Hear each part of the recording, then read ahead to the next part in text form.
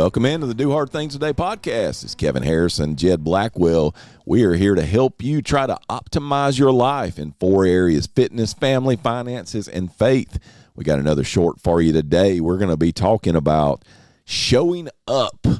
And my goodness, when you say show up, Jed, what comes to your mind? You're always the sports guy, but when you just say the words show up, just show up, what does that mean? It means if you're in a place doing what you're supposed to do, things are probably going to turn out well. Yeah. That's one thing. The other thing, elite people have a habit of showing up, and I mean that in a completely different way. When the pressure's on, you respond. Yep. Willis Reed limping out of the tunnel was before my time, but I told With a somebody one time broken leg. I've read a book. Yeah. Michael Jordan breathing air. Something like that. The flu game, which Yeah. is actually a food poisoning game, but it Which sounds is actually better. a hangover game, Yeah. but it's still That's right. It's still the definition of showing up. All right, so we're going to talk about showing up today, and this will be a shorter form one, but we're going to talk about just different ways and different things that may impede you and things that may help you to start showing up more, because I think we all want to show up. There's a lot of things that keep us from showing up. Yeah. Fear, especially that fear of failure, imposter syndrome. A lot of different things keep us from showing up. A couple of questions I want to ask, and I want to pose to our audience and to you. Are you characterized by things always happening to you, or do you wake up and happen to things?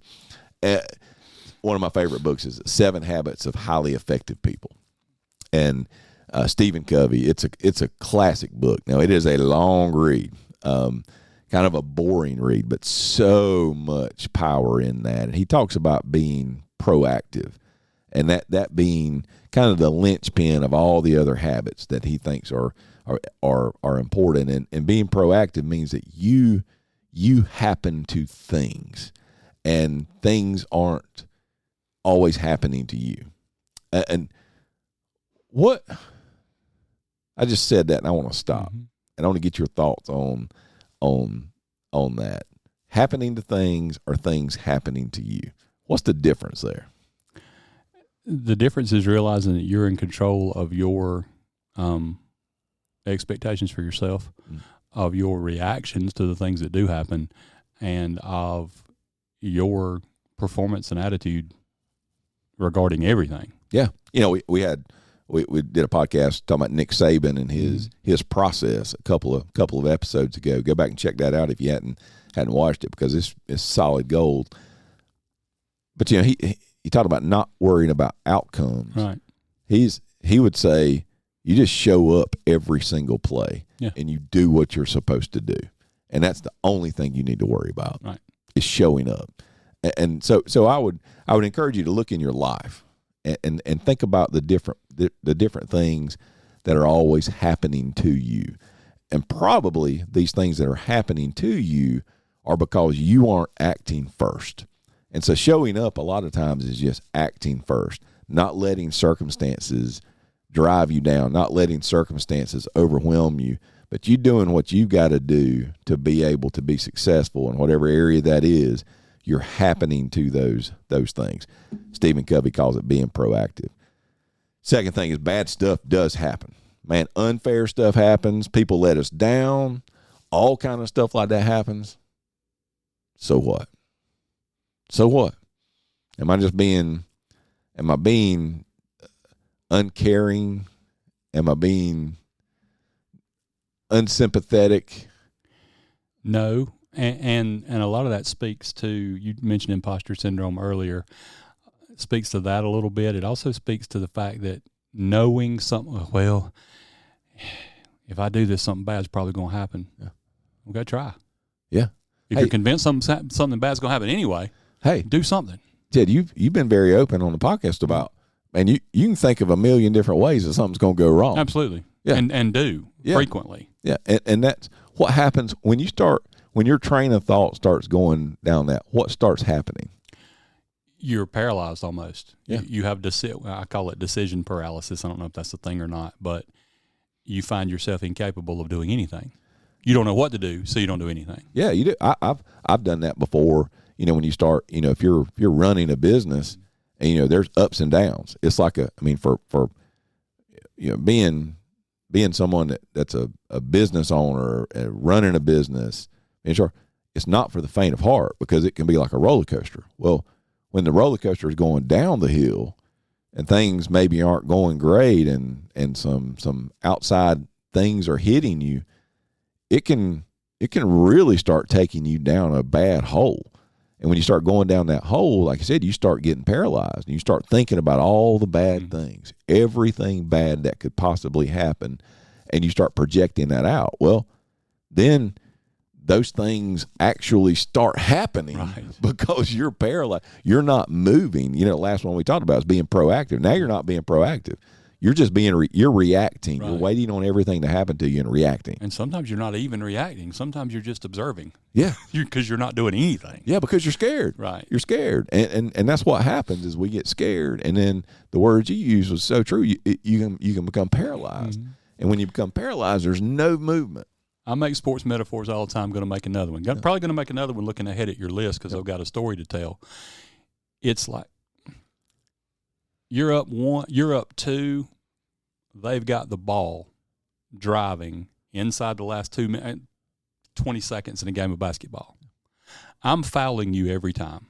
Yeah. You're not shooting a 3 to beat me. I'm fouling you. And if you make both free throws, then you know what? I've got the ball, and I'm not a bystander to history. I get to determine what happens because I've got the ball. I'm going to do something. Yeah. You got to get in that mindset. You've got to do something. And Jed, sometimes you can see in that same scenario, You've seen it where the defensive team and the coach become paralyzed in that moment. They know what's coming. They know what's coming, and they're like, okay, they're going to shoot this 3 and they can beat us, and instead of fouling, they're paralyzed. You can just see it. They're just, and then they get confused, and they get out of spot, and then bang bang, 2 passes later, you're beat. You're beat. Yep. And you're looking up and saying, why? What happened? Yeah. Well, you put it out of your hands into somebody else's hands. Look, guys, stuff happens. Stuff does happen, and I'm not minimizing bad things. We've all had things that have happened to us, but here's something about being victimized. Every single one of us in our lives have been victimized. Every single person listening to this podcast has been victimized at some point. But there's a big difference in being victimized and becoming a victim. And and what I mean by that is if you become a victim, then that means that you are saying bad stuff just happens to me. No, something bad did happen to you, but that does not mean your whole life is now characterized by whatever that was. And that's that being proactive piece of, okay, these things happen to me. Now, what am I going to do about it? What am I going to do to move forward? And then we move into point 3, and it is that very same thing. Who's in charge of you? Who's in charge of you? You are. Man, I've got a little mentor group I do on Fridays, and I always ask them. I was like, okay, guys. I'm like, tell me. Their principal's name is Miss Foster. And I'm like, who's in charge of y'all? And they all start, my mom and daddy, my grandma, Miss Foster, my mean teachers. I'm like, no. You're completely wrong. And a single one of those people that are in charge of you. Your principal's not in charge of you. Your parents aren't in charge of you. Your coach isn't in charge of you. Your spouse isn't in charge. Nobody's in charge of you except you. Right. You're the one that's in charge of you. Now, you make the decisions to respect those people, and those people are trying to help you, so you follow them. You do what they say, but you're in charge of you. And that can be a scary thing, but it should be a very empowering thing as well. Mm-hmm. That you hold the keys to the car. Number 4, average people give up when the going gets tough. Exceptional people don't let circumstances determine their outcomes. That's a good one. And that goes to attitude as well. And are you familiar with the country comedian Jerry Clower? I am. He had a great one about exceptional attitudes in the face of overwhelming, almost negativity. Said he was watching a Little League baseball game one time, and he kept watching the other team score and score and score and score. Didn't know how many they had, but knew that the team in the field was just getting hammered. And said he yelled at the left fielder. Said, "Hey, how many they got?" And the left fielder said, 14. And he said, "Well, it don't look good for y'all, does it?" And the left fielder said, "Don't know. We ain't come to bat yet." Yeah. That's pretty good. Yeah. And if you can, that's what I'd call an exceptional attitude in the face of those circumstances. Yeah.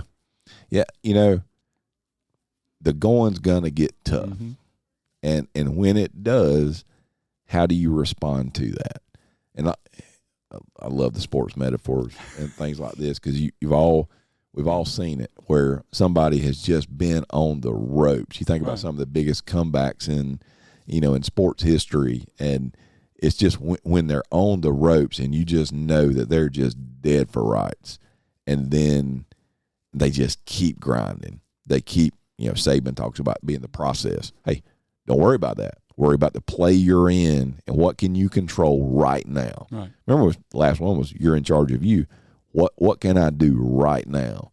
And then when that worm turns and starts going in the opposite direction, now you start to get that momentum, and the bad thing and being down and being on the ropes now is coming back. Man, that Rocky round 13 or 4, I can't remember. David Goggins talks about it a lot. Yeah, I love David Goggins. I send y'all memes about David Goggins. I can't say the things he says on this podcast because we'd have to be explicitly rated. But, in that Rocky movie, I love it when he's fighting Apollo Creed. And Apollo Creed's just beating the tar out of him. I mean, just beating him to a pulp. We've all seen it. And Rocky goes down, and Apollo Creed, he turns around, turns his back to him. He's got his hands up into the audience, and he's holding his gloves up like he's going.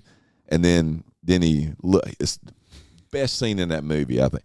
He looks back over his shoulder, and Rocky's got to his feet, and he's all bloody and beaten up, and he's got his hands up, and he said, come on. Right.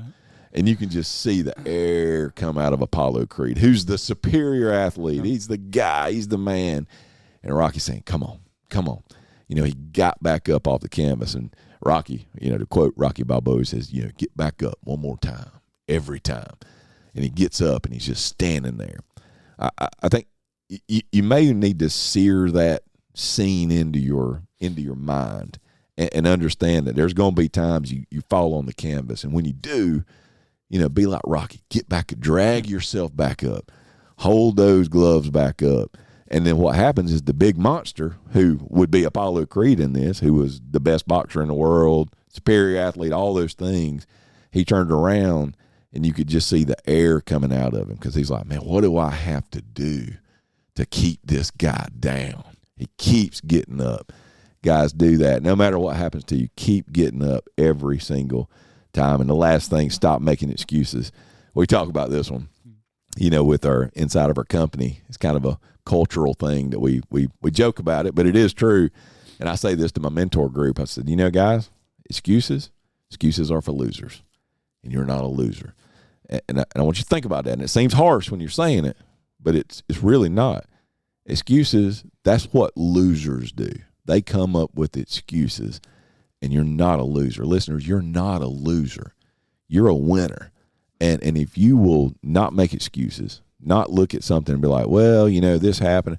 No, look in the mirror. So what did I do? What could I have done differently to get me a different outcome?